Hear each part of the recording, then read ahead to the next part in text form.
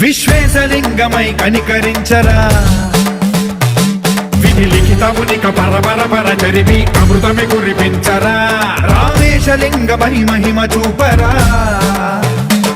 పలు శుభములగని అభయముని లిఖితము సతతము అందించరా